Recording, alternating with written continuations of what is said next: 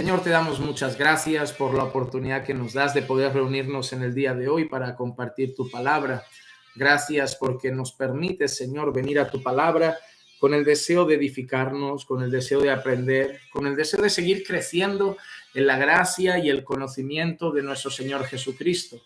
Te rogamos, Padre amado, que tu palabra hoy nos instruya y nos edifique, que hable a nuestros corazones y que nos enseñe verdades importantes sobre el Evangelio. Padre, habla nuestras vidas, trata con nuestros corazones. Es nuestro mayor deseo y que tu palabra tenga un efecto vivo en nosotros, de manera que tu palabra sirva para nuestro crecimiento espiritual y tu palabra sirva para nuestra santificación, que sea tu palabra obrando en nosotros.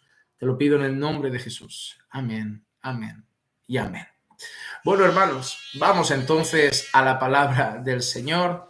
Ok, vamos a Romanos capítulo 3 y nos quedamos en el versículo 25. Yo voy a leer desde el 24, pero nosotros nos quedamos en el versículo 25.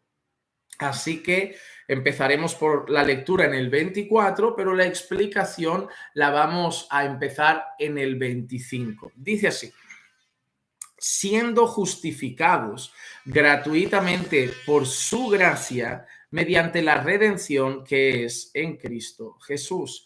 Ahí explicábamos que aparecían dos palabras muy importantes. En primer lugar, una palabra que tenía que ver con el contexto de juicio, siendo justificados, declarados justos.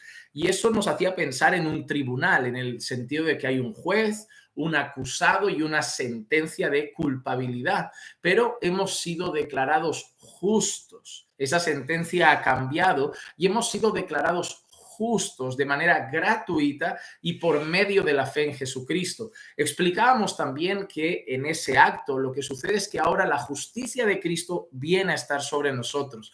Y cuando Dios nos mira, el juez justo, ahora cuando nos mira, ve la justicia de Cristo sobre nosotros y nos mira como si nosotros no hubiésemos pecado nunca, por su justicia, no por la nuestra. Y luego el mismo versículo 24 decía lo siguiente: mediante la redención que es en Cristo Jesús. Y esa expresión redención ya nos hacía pensar en un territorio de esclavitud donde los esclavos eran redimidos. Se pagaba un precio por ellos, se pagaba un precio por su vida, se pagaba un precio por su libertad, y entonces ellos eran redimidos de su esclavitud. Así que hemos recibido una justicia que es de Dios, hemos sido declarados justos por parte de Dios de manera gratuita y mediante la fe en el Señor Jesucristo. Y por otro lado, hemos sido redimidos. La esclavitud que teníamos al pecado, a las tinieblas, a la muerte, ha sido rota.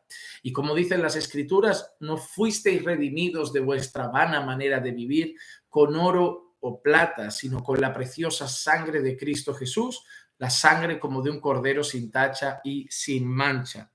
Y luego entramos al versículo 25, que es nuestro versículo de hoy, hermanos, y dice así: a quien Dios puso como propiciación por medio de la fe en su sangre, para manifestar su justicia a causa de haber pasado por alto en su paciencia los pecados pasados. Y ahora aparece otra palabra sumamente importante. Dice: a quien Dios puso como propiciación por medio de la fe en su sangre. La palabra propiciación es una palabra que tiene muchísima importancia y muchísimo significado, especialmente en el contexto del Antiguo Testamento.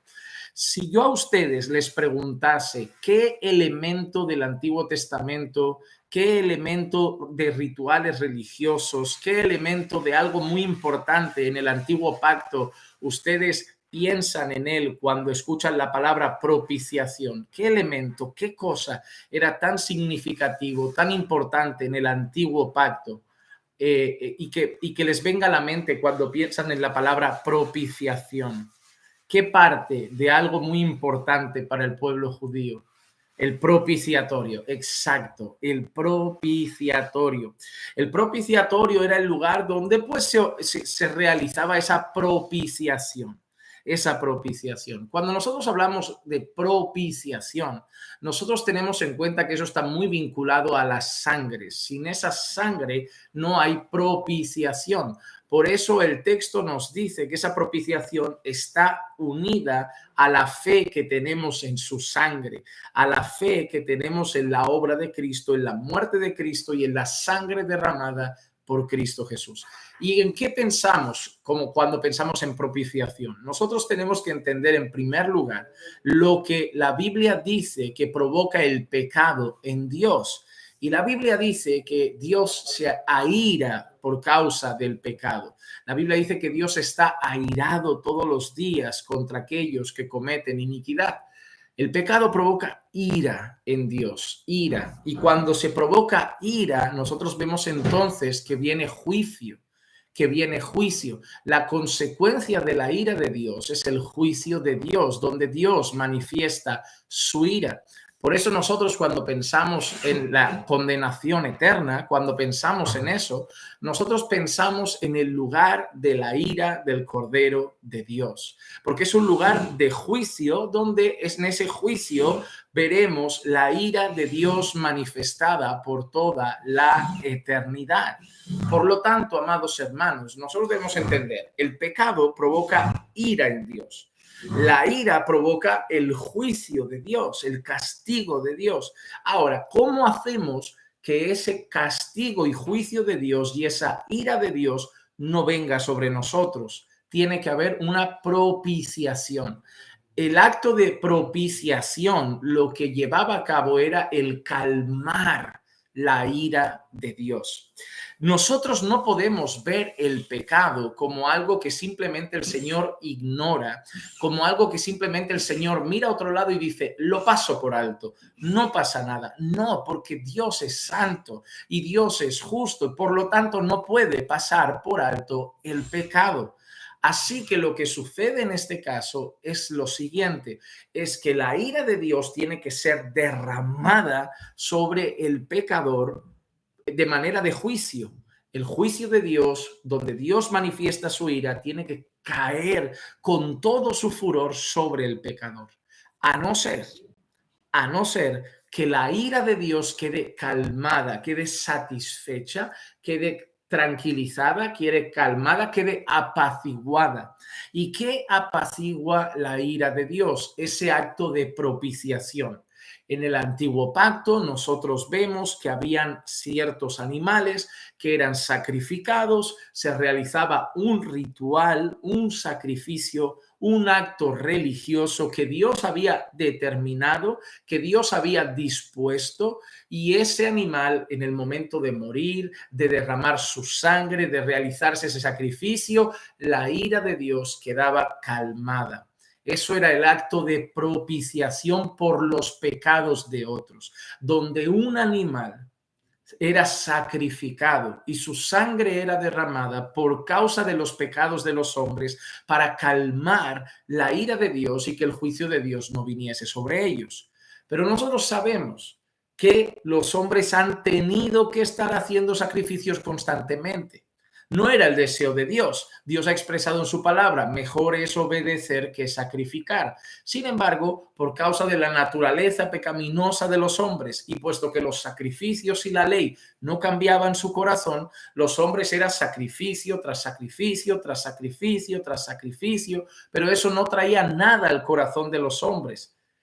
Pero cuando Cristo paga por nuestros pecados, cuando la sangre de Cristo es derramada en la cruz del Calvario, es como esa sangre derramada sobre el propiciatorio. Así como el cordero era inmolado y su sangre derramada sobre el propiciatorio para calmar la ira de Dios, así Cristo como el cordero de Dios es castigado en aquella cruz, su sangre es derramada en ese madero que pasa a ser como el propiciatorio y la ira de Dios queda satisfecha porque la ira de Dios cae sobre Jesús. La ira de Dios cae sobre Cristo. La ira de Dios y el castigo de Dios cae ahí en esa cruz y la ira de Dios que debía venir sobre nosotros, si nosotros hemos puesto su fe en Él, en Cristo, en su obra, en su sangre derramada, por eso dice por medio de la fe en su sangre derramada, ahora nosotros no tenemos más la ira de Dios sobre nuestras cabezas. Pero la Biblia es clara que aquel que no ha creído en Jesús, la ira de Dios permanece sobre él. Y es muy interesante esa expresión, la ira de Dios permanece sobre él. Y eso significa que la ira de Dios está sobre todos por cuanto todos pecaron. Por lo tanto, la ira de Dios está sobre todos. Y aquel que no cree en Jesucristo, la ira de Dios permanece sobre él. Y lo único que puede hacer es que la ira de Dios deje de permanecer sobre él, es que ponga su fe en el Señor Jesucristo. Y ahí entonces nosotros vemos tres actos preciosos, resumiendo lo que hemos visto. El acto de justificación, en el que somos declarados justos, los que éramos culpables hemos sido declarados justos. Al poner la fe en Cristo, hemos recibido la justicia de Cristo. Segundo, el acto de redención. Al poner la fe en Cristo, hemos recibido la libertad que solo Cristo puede traer. Hemos sido redimidos de nuestra esclavitud y hechos libres en Cristo Jesús. Se ha pagado el precio de aquellos que eran esclavos del pecado, de la muerte, del diablo, de las tinieblas, y ahora somos libres. Y número 3, la ira de Dios que estaba sobre nosotros al poner nuestra fe en el Señor Jesucristo es calmada. Cristo fue presentado como propiciación por nuestros pecados y la ira de Dios que iba a caer sobre nosotros cayó sobre él. Ahora, mira qué curioso. Nosotros recibimos la justicia de Cristo cuando creemos en él y él recibe nuestra condenación. Nosotros recibimos el perdón de Dios, Cristo recibe su ira. Hay un intercambio muy especial y maravilloso en ese hecho, en el momento de poner nuestra fe en Jesús. Creo que hay una canción, no sé si es de la IBI o de un grupo de estos, que se llama Glorioso Intercambio. Después, si quieren, del devocional, pues pónganse esa canción un momentito y reflexionen un poco en la letra de la canción. Nada mejor que escuchar y cantar canciones que tienen contenido bíblico y reflexionen sobre esa letra. Glorioso intercambio. Preciosa la letra y tiene mucho que ver con lo que estamos diciendo ahora. Entonces, dice así Pablo, ¿no? A quien Dios puso, Jesús puso a Jesús como propiciación por medio de la fe en su sangre para manifestar su justicia, a causa de haber pasado por alto en su paciencia los pecados pasados. Voy a decir algo muy rápido de esta última frase antes de seguirlo los próximos versículos. ¿Por qué? Porque los comentaristas no se ponen todos muy de acuerdo en lo que quiere decir esta frase. Algunos comentaristas dicen en esta frase, repito la frase, habiendo pasado por alto en su paciencia los pecados pasados. ¿Qué quiere decir habiendo pasado por alto en su paciencia los pecados pasados? No es que Dios los ignore, no es que Dios los ignore. Lo que están diciendo muchos autores es que los pecados pasados de nuestra vida, antes de creer en Jesús, también fueron perdonados. Es decir, que cuando creemos en Cristo, nosotros recibimos esa redención y esa justificación, pero también esa propiciación por nuestros pecados. Pero esa propiciación por nuestros pecados, no solo por los que hemos cometido hoy o por los que cometemos mañana, sino que muchos dicen que esa propiciación por nuestros pecados se refiere al hecho de que también Jesús pagó por nuestros pecados pasados. Y por eso Pablo dice, habiendo pasado por alto en su paciencia los pecados cometidos en el pasado. Y por lo tanto dicen que lo que Dios hizo es poner en la cuenta de Jesús todos nuestros pecados presentes, pasados y futuros, que nuestros pecados pasados no fueron derramada la ira de Dios sobre nosotros plenamente. ¿Por qué? Porque también fue pagado en la obra de Cristo. Sin embargo, no estoy del todo de acuerdo en el hecho de que se trate de nuestros pecados pasados. Porque el contexto es hablar de la justificación. Y Pablo va a seguir hablando de eso y va a apuntar al antiguo pacto. Va a usar a Abraham como ejemplo para dejar claro que la justificación de Abraham no tuvo que ver con sus obras, sino con su fe. Y Pablo lo va a explicar y va a decir, que Abraham creyó y le fue contado por justicia. Entonces, en la cabeza de Pablo está hablando de la justicia de Dios impartida a todos, no solamente al nuevo pacto, sino a todos los creyentes, también del antiguo pacto. En ese sentido, Pablo tiene esto en mente. Está diciendo cómo los creyentes del antiguo pacto, del nuevo pacto, los creyentes son justificados. Porque Pablo está diciendo, en el pasado tampoco eran justificados obedeciendo la ley, porque por las obras de la ley ningún hombre puede ser justificado. Entonces, ¿qué querrá decir Pablo?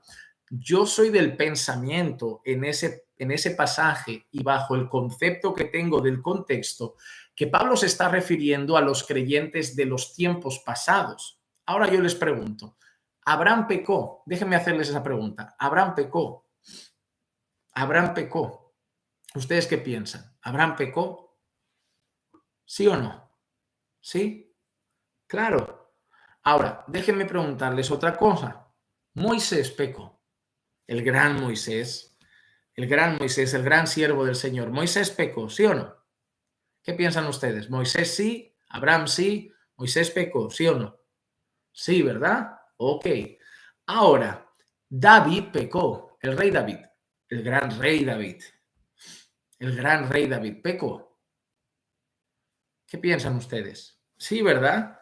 Pecó Abraham, pecó David, pecó Moisés. Ahora yo les pregunto, ¿cómo fueron salvos si pecaron? Es decir, si pecaron y no se podían salvar por sus propias obras, si pecaron y no pudieron satisfacer el cumplimiento pleno de la ley, si pecaron y por supuesto eso los declara no justos, ¿cómo pudieron ser salvos? ¿Cómo pudieron ser salvos? ¿Cómo pudo ser salvo Moisés? ¿Cómo pudo ser salvo Abraham? ¿Cómo pudo ser salvo David si no fueron justos? Plenamente no, pecaron, tienen pecado en su cuenta y no llegan siendo completamente justos. Exacto, exacto. El problema es que desde Génesis 3:15 el Señor ha declarado una guerra entre tu simiente y la simiente de la mujer. Pero desde Génesis 3 en adelante, 3:15, Dios también declara la promesa que habría alguien de la simiente de la mujer que pisaría la cabeza de la serpiente. Toda la historia, el pueblo ha puesto su esperanza en esa victoria, su esperanza en el que había de venir, su esperanza en el que derrotaría a su enemigo, su esperanza en el que vendría vencedor, en el enviado de Dios para vencer al enemigo.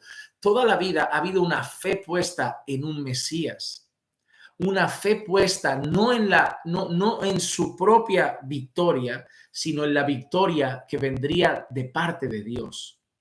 Pero no todos han sido así, porque a lo largo de la historia algunos no han querido a Dios, otros han confiado en su propia justicia, pero otros han puesto su fe en la justicia de Dios, en la victoria de Dios, en el ungido de Dios. Unos creían en el Mesías que había de venir, otros creemos en el Mesías que ya vino. Entonces, yo les pregunto a ustedes, ¿ustedes creen que Moisés, que Abraham y que David son salvos? ¿Ustedes creen que Abraham es salvo? ¿Ustedes creen que Moisés es salvo? ¿Ustedes creen que el rey David es salvo? Sí, ¿verdad? Todo el mundo cree eso. Pero ahora yo les pregunto, ¿quién pagó por sus pecados? Porque sus pecados tenían que ser pagados. ¿Quién pudo satisfacer la justicia y la santa ira de Dios que debía caer sobre ellos? Exacto. Y ahí viene la clave, hermanos, y ahí viene la clave. Jesús no pagó solamente por los pecados de los creyentes del nuevo pacto. Jesús pagó por los pecados de los creyentes del antiguo pacto. Jesús pagó por los pecados de Abraham. Jesús pagó por los pecados de Moisés. Jesús pagó por los pecados del rey David. Jesús pagó por los pecados de aquellos que también pusieron su fe en el Mesías que vendría, en el Cordero que vendría, en el Rey que vendría, en la misericordia de Dios, que pusieron su fe en la gracia de Dios, que pusieron su fe en el perdón de Dios y no en ellos. Aquellos que dijeron, yo no me puedo salvar, yo soy un vil pecador. ¿Recuerdan a David diciendo, yo en pecado fui formado, en pecado me concibió mi madre, contra ti he pecado? David está diciendo, yo no me puedo salvar, yo no soy digno, yo no soy justo, tú eres mi única esperanza de perdón, tú eres mi única esperanza de salvación. Aquellos hombres que no esperaron en su propia justicia y toda su fe estaba en Dios y en el Mesías que vendría y en el Cordero que vendría y que sería sacrificado, en el Rey que tenía que venir, que tenían su fe puesta fuera de ellos. Aquellos hombres también sus pecados fueron pagados en la cruz por Jesús. Jesús pagó por sus pecados, hermanos, por los pecados de mi hermano Julio, de Lu, de Erika, de Cintia, de Cecilia, de Glenda, de Grace, de Saucedo, de Oscar, de Alicia, de Luz, Elena, de Mayra, no sé, de Magdalena, de los hermanos que están aquí, de David y Zaira, de todos los que están aquí conectados, y por los míos, y por los pecados de mi esposa, pero también pagó por los pecados de David, pagó por los pecados de Josué, pagó por los pecados de Abraham, de Isaac y de Jacob, pagó por los pecados de Moisés, pagó por los pecados de José, pagó por los pecados de María, pagó por los pecados de todos los creyentes, de todos los creyentes. Fue pagado el precio en aquella cruz, y eso es lo que está diciendo. Yo no entiendo que se refiera a mis pecados pasados. Yo creo que se refiere a los pecados de todos los creyentes del pasado. Y cuando Pablo dice, en este caso, Pablo afirma, a causa de haber pasado por alto en su paciencia los pecados pasados, es como si Pablo dijese, mira, Dios ha tenido infinidad de motivos para matar y matar y matar y matar. Sí, tenemos el diluvio, tenemos Sodoma y Gomorra, pero Dios podría haber mandado un diluvio cada semana.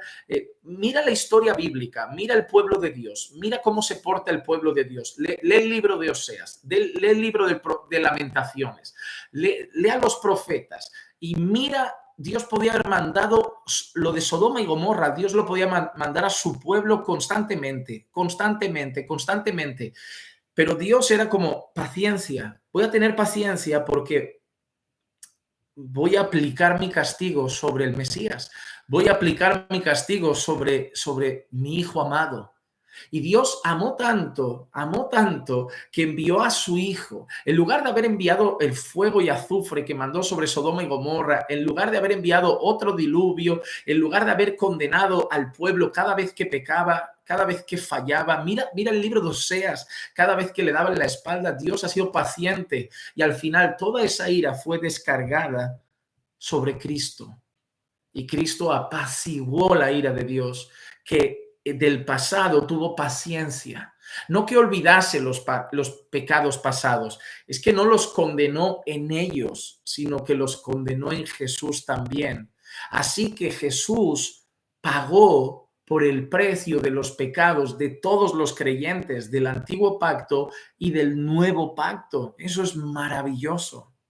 Eso es maravilloso y ese es el alcance de la grandeza del sacrificio propiciatorio de Cristo Jesús. Ahora, vamos a adelantarnos con el pasaje. Dice, versículo 26, con la mira de manifestar en este tiempo su justicia, a fin de que Él sea el justo y el que justifica al que es de la fe de Jesús.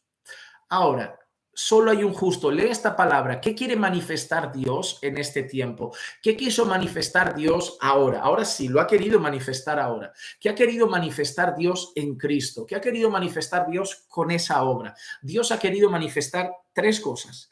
La primera, que Él es justo. Mira lo que dice. A fin de manifestar que Él sea el justo. No hay nadie más. Ya lo ha dicho antes, no hay ningún justo, no hay nadie bueno, no hay quien busque a Dios, todos se han desviado, para manifestar que solo Él es justo. No Abraham, no David, no Moisés, no Josué, no Jacob, no Isaac, solo Él es justo. Número uno, para manifestar que solo Él es justo. Número dos, y que Él justifica. Número uno, para manifestar que solo Dios es justo, solo Jesús es justo. Para manifestar, número dos, que solo Él justifica, que el hombre no puede ser justificado por sus propios méritos, que el hombre no puede ser justificado por sus propias obras y que solo Él justifica. Y número tres, para manifestar el medio de la justificación, la fe en Jesucristo. Tres cosas que Dios manifiesta en aquella cruz: que solo Él es justo, que solo Él justifica y que la justicia solo es mediante la fe en Jesús.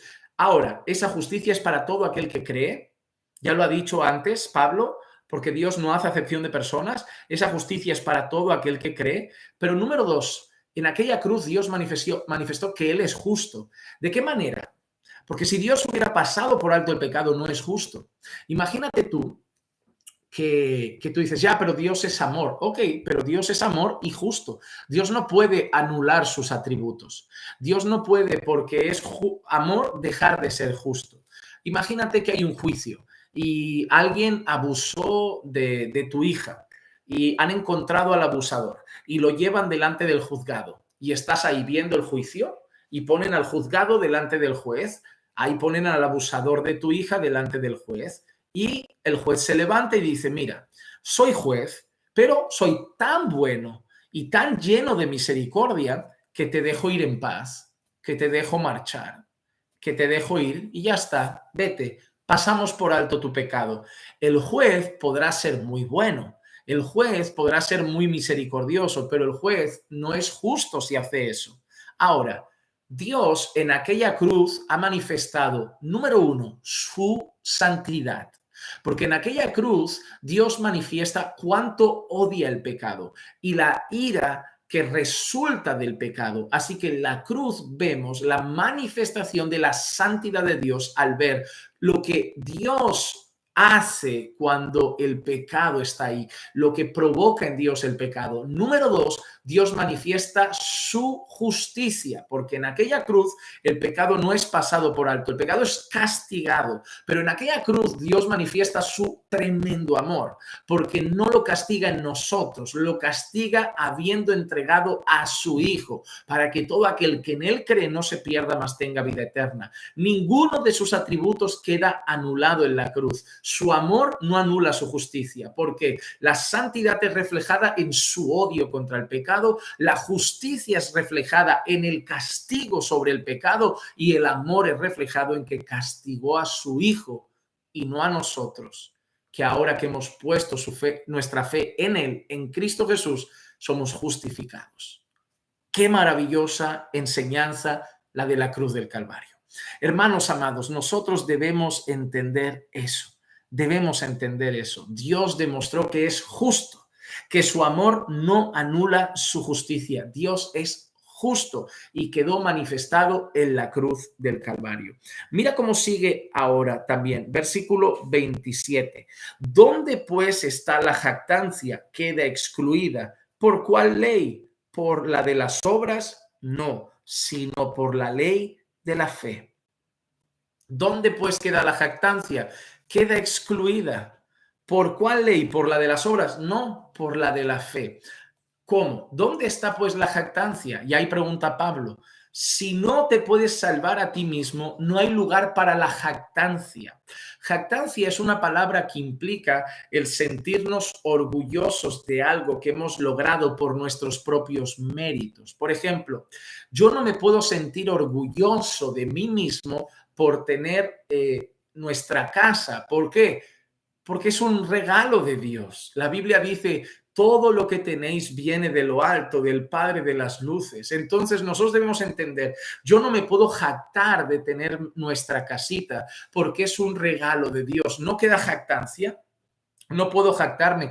Pero yo he trabajado duro, pero tampoco me puedo jactar porque si tengo salud y fuerza para trabajar, capacidad para trabajar, es porque Dios me ha dado la capacidad. Entonces no me puedo jactar porque es Dios. Si mañana Dios me quita la salud, no puedo ir al trabajo. Y si entonces no puedo ir al trabajo, no tengo recursos y no puedo comprar entonces nuestra casa o la comida de cada día. Entonces al final no me puedo jactar en mí porque todo lo que tengo viene de Dios. mira, me voy a jactar que tengo un don para la música o me voy a jactar que tengo un don para la predicación. No puedes, porque es un regalo de Dios. Todos los dones los da el Espíritu Santo. Y si lo haces bien, si tienes esa capacidad, esa habilidad, es un don de Dios. No te puedes jactar. Entonces, cuando Pablo está hablando de la justicia, de cómo el hombre se salva, cómo el hombre se justifica, Pablo dice, ¿dónde queda lugar para la jactancia? No hay. El evangelio es el antídoto del orgullo, el evangelio es el antídoto de la jactancia, el evangelio es el antídoto de todo aquel que tiene su corazón lleno del propio mérito, del propio mérito. ¿Por qué? Porque al final no hay lugar para la jactancia. Cuando es por gracia y mediante la fe, no hay lugar para la jactancia. Y tú dirás, bueno, pastor, pero yo creí, te puedes jactar en tu fe.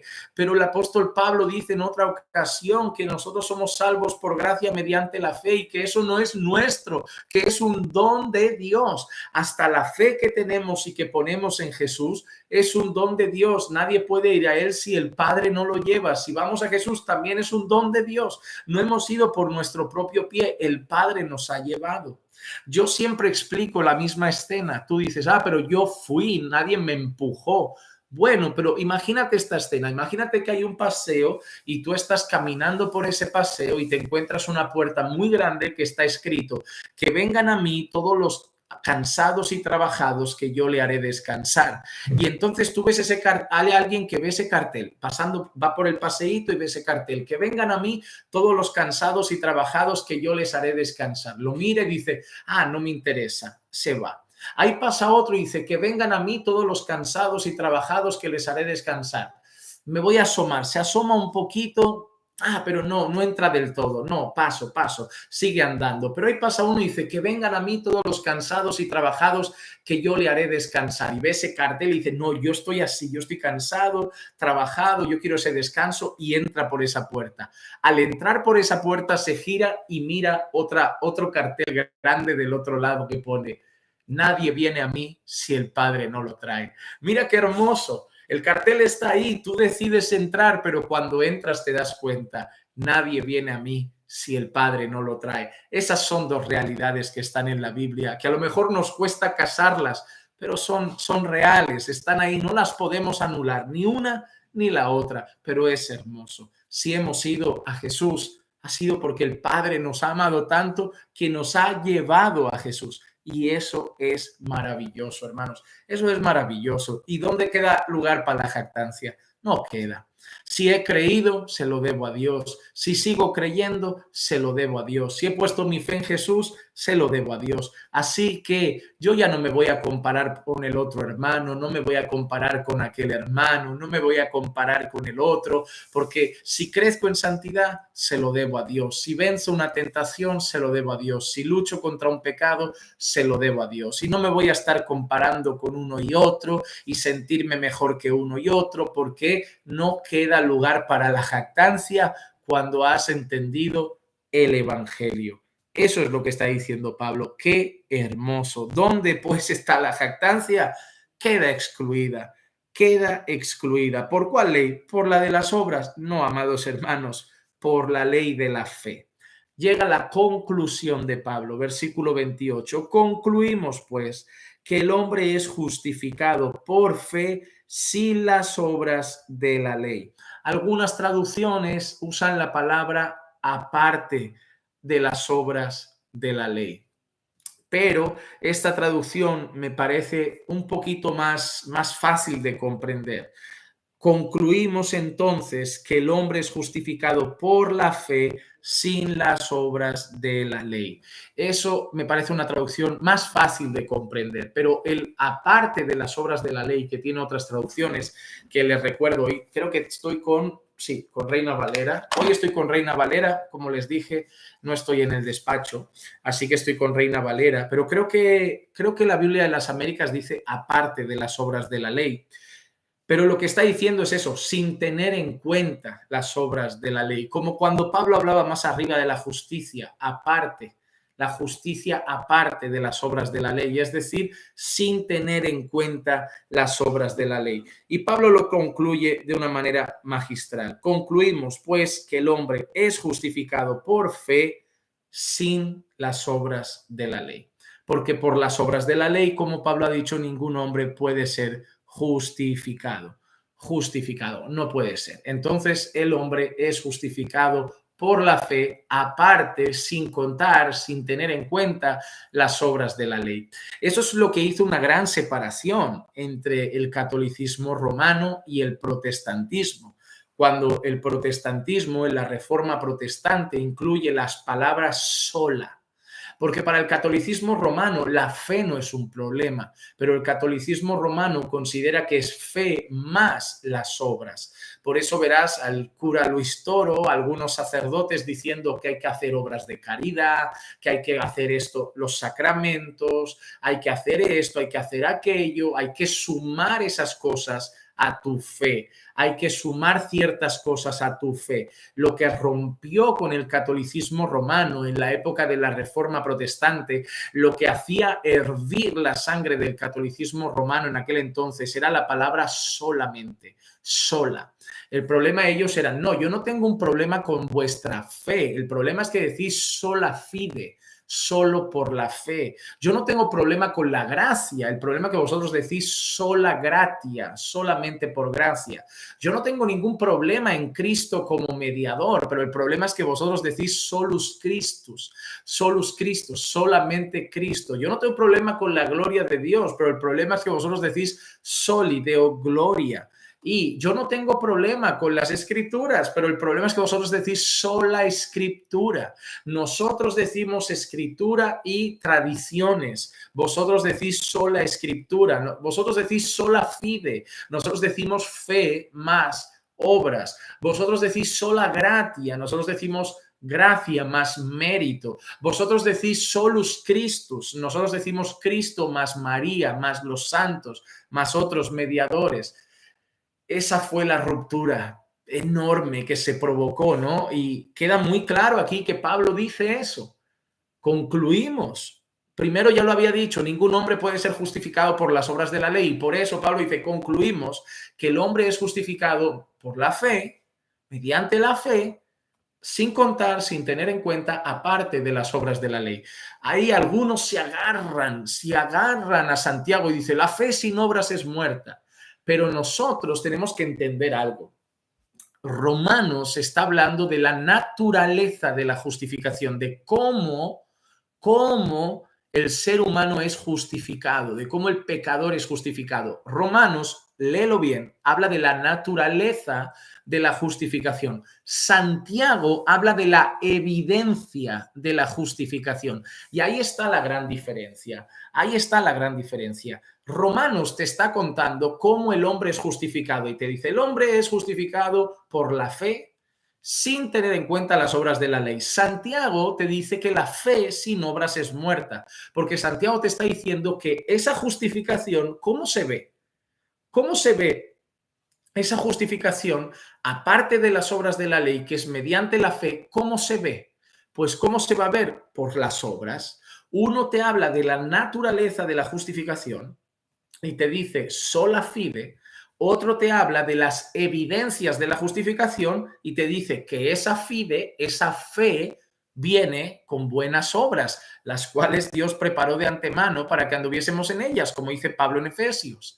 Por eso alguien dijo que la fe sola nunca viene sola.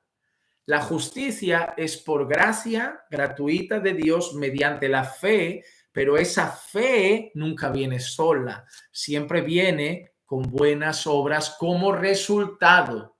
No es que hagan equipo fe más obras para salvarnos, es que somos salvos por gracia mediante la fe, punto, resultado, las buenas obras. Hay que saber diferenciar eso. Ahora, versículo 29, mira qué dice. ¿Es Dios solamente Dios de los judíos? ¿No es también Dios de los gentiles? Ciertamente también de los gentiles, porque Dios es uno, versículo 30, y Él justificará por la fe a los de la circuncisión y por medio de la fe a los de la incircuncisión. Mira lo que ha dicho ahora. ¿Es Dios solamente el Dios de los judíos o es Dios también de los gentiles? Ah, ya no es solo el Dios de Israel. Mira qué interesante, porque para algunos es el Dios de Israel, el Dios de los judíos. Y mira qué está diciendo ahora. Dice, ¿es solamente el Dios de los judíos o es también Dios de los gentiles? Y dice algo Pablo. Pablo, mira lo que acaba diciendo, versículo 30. Dios es uno y Él justificará por la fe a los de la circuncisión y por la fe a los de la incircuncisión. Ahora, ¿cómo son justificados los de la circuncisión? Por la fe. ¿Cómo son circuncidados los de la incircuncisión? Hay justificados los de la incircuncisión por la fe. ¿Cómo se pueden salvar los que descienden de etnia y pueblo judío, los de la circuncisión?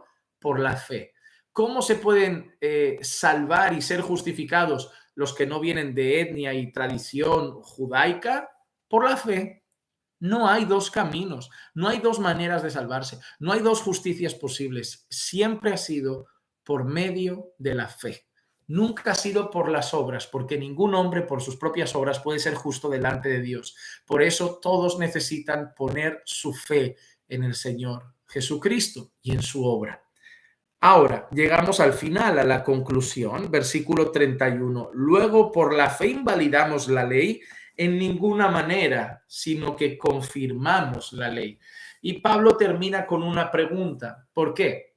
Porque cuando estás haciendo este discurso, la cabeza, especialmente de un judío que está escuchando ahí en el escenario que Pablo tiene delante, ¿qué está diciendo?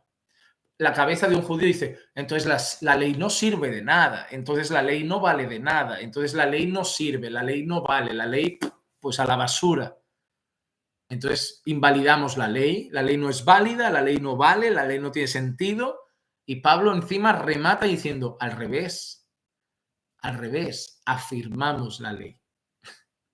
Afirmamos la ley. Los teólogos y comentaristas consideran que aquí hay dos direcciones. La primera, el sentido de afirmamos la ley, se refiere al hecho de que algo que Pablo ya ha mencionado, que por la ley ningún hombre puede ser salvado. Afirmamos que la ley es santa, afirmamos que la ley es buena, afirmamos que la ley es perfecta, pero nosotros no. Y necesitamos un Salvador. Afirmamos que la ley es santa, buena y perfecta, pero nosotros no. Y por eso necesitamos un Salvador. No invalidamos la ley, le damos valor, le damos sentido, le damos afirmación, porque la ley no vino sino para darnos a conocer la necesidad de un Salvador. La ley no nos podía salvar, pero nos dio a conocer la necesidad de un Salvador. Como Pablo dice a los Gálatas, la ley es nuestro ayo para llevarnos a Cristo. Por lo tanto, no invalidamos la ley, no la anulamos, al final la afirmamos. Pero otros comentaristas aluden a otra cosa. La única manera como nosotros podemos ahora obedecer la ley de Cristo, como también es llamado en el Nuevo Testamento, es por medio de la fe. Solamente aquellos que han puesto la fe en Jesús pueden ahora también vivir conforme a la ley. Nosotros no podíamos vivir conforme a la ley. La ley estaba aquí, nosotros no podíamos hacerle caso, no podíamos obedecerla. Éramos rebeldes a la ley. Pero ¿qué ha pasado en el momento que hemos puesto nuestra fe en Jesús? Ahora, ¿por qué sí podemos andar conforme a la ley? Recuerden, yo les quitaré el corazón de piedra y les daré un corazón de carne y pondré en ellos mi espíritu para que anden en mis caminos y cumplan mis ordenanzas cuidadosamente, dice el Señor. Y cuando el Señor puso en nosotros ese espíritu para que andemos en sus caminos y en sus ordenanzas, El apóstol Pablo a los Efesios dice, después de haber escuchado el mensaje de verdad, el evangelio de vuestra salvación y habiendo creído, fuisteis sellados con el Espíritu Santo de la promesa. Ahora podemos decir, en tu ley está mi delicia. Ahora podemos decir que Jesús, ¿qué dice? Si me amáis, si realmente me amáis, ¿y quiénes son los que me aman? Los que han puesto verdaderamente su fe en mí. Si me amáis, guardaréis mis mandamientos. Pero ahora los podemos guardar, ahora podemos obedecer, ahora podemos honrar la ley, ahora podemos dar satisfacción a la ley. ¿Por qué? Porque por haber puesto nuestra fe en Cristo, por medio de nuestra fe en Cristo, no solo hemos recibido justicia, no solo hemos recibido redención, no hemos sido solamente perdonados, sino que también hemos recibido al Espíritu Santo de Dios, que nos permite andar conforme a sus caminos. Así que, maravilloso, hermanos. Esa es la conclusión de Pablo. Ningún hombre puede ser justificado por las obras de la ley. Somos justificados gratuitamente de parte de Dios por medio de la fe en Jesucristo. Esa justicia es la misma para judíos que para gentiles, para todo el mundo. Dios no hace distinción en los procesos de salvar, y ese perdón de pecados recibido en la cruz es para los que creen en Jesucristo, quienes sean, tanto del nuevo pacto como del antiguo pacto. Y esto no es para tirar la ley de Dios a la basura, sino para demostrar que la ley de Dios es buena, santa y perfecta. Nosotros no lo éramos y necesitábamos un Salvador, pero ahora que hemos puesto nuestra fe en el Salvador, hemos sido justificados, hemos sido hechos libres de nuestra esclavitud y ahora tenemos al Espíritu Santo, podemos ir a la ley y deleitarnos en la ley y obedecerla para la gloria de Dios. Esa es la conclusión del apóstol Pablo. Vamos a orar para dar gracias por este mensaje y déjenme recomendarles este libro que es maravilloso y súper edificante. Señor, te damos muchas gracias por la enseñanza que has traído hoy a nuestras vidas, por haber hablado a nuestros corazones y por habernos recordado una verdad tan importante. Te pedimos, Señor, que nos ayudes a predicarnos el Evangelio cada día a nuestros propios corazones, para que no haya lugar para el orgullo y la soberbia.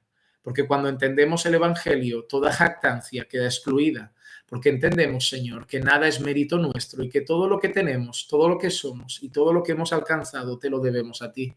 Así que ayúdanos, Señor, a mirar el Evangelio todos los días para llenarnos, Señor, de la humildad que debemos llenarnos y aprender así de Jesús, que es manso y humilde de corazón, anulando así todo nuestro orgullo, jactancia, arrogancia y soberbia, y viviendo el Evangelio con un corazón agradecido. Te lo pido en el nombre de Jesús. Amén.